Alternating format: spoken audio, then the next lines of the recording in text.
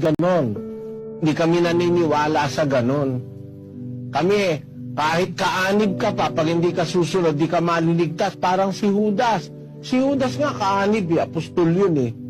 Si Ananias at si Sapphira, kaanib din sa iglesia yon. Si Hymenaeus, si Alejandro, si Diotrephes, kaanib din sa iglesia yon, pero hindi maliligtas yon kasi gumawa ng mga katraiduran yun eh. Kaya, hindi totoo na kung naanib, ligtas na. Ang naanib na maliligtas, yung sumusunod. Pero pag hindi sumusunod, hindi rin maliligtas. Yan ang dapat mong maintindihan.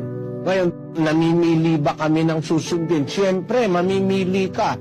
Hindi naman lahat ng nasa Biblia susundin mo. Ang susundin mo, yung nasa Ebanghelyo.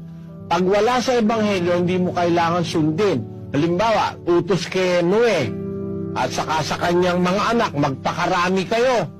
Utos kay Eva at kay Adan, magpakarami kayo. Kaya sa panahon nila, para sila dumami, kahit magkapatid, nagpapangasawahan. Ngayon ba, susundin mo ba yon? Pag sinabi mo hindi mo pinipili yung utos na susundin mo, wala ka sa sarili mo. Utos kay Noe, gumawa ka ng daong. Ikaw ba, gagawa rin ba ako ng daong ngayon? Lako, anin mo yun. Hindi naman utos sa'yo yun eh. Maghandog kayo ng baka. Susunugin mo yung baka, iahandog mo sa dambana, sa altar, sa Diyos. Ngayon ba, utos ba sa atin yun, maghandog ng baka? O kaya ng tupa? O kaya ng kambing? Hindi utos sa atin yun. Ang utos sa atin yung Ebanghelyo. At yun ang nasa bagong tipan. At sa Ebanghelyo, ang utos hindi ikapo. Ang utos, basahin natin sa 2 Korinto 9:7. Magbigay ang bawat isa ayon sa ipinasya ng kanyang puso. Huwag mabigat sa loob o dahil sa pinipili, sapagkat iniibig ng Diyos ang nagbibigay na masaya. Yan ang pagbibigay ngayon sa bagong tipan. Magbigay ayon sa pinasya ng puso. Ang pinagpapasya ng Diyos, yung puso nung nagbibigay.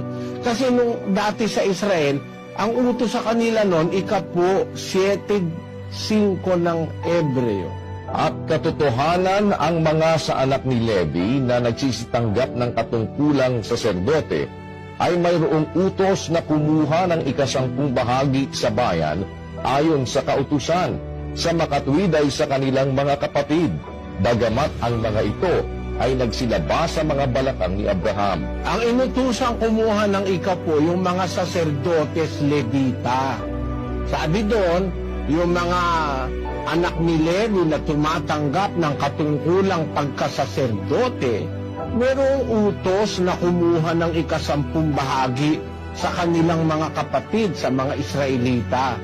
Kaya lang, pagdating ng Panginoong Hesukristo, pinalitan na yung pagkasaserdote Levita, 7:12. Sapagkat ng palitan ng pagkasaserdote, ay kinailangang palitan naman ang kautusan. Nung palitan yung pagkasaserdote ng mga Levita, ang ipinalit ay si Kristo. Kailangan din naman ang wikang palitan ang kautusan. So nagkaroon ng pagpapalit sa kautusan.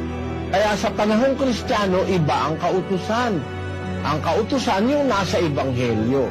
Ngayon, ang tanong natin, yun bang pagdadamit, kautusan ba ng Ebanghelyo yun? Unang Timoteo 2:9.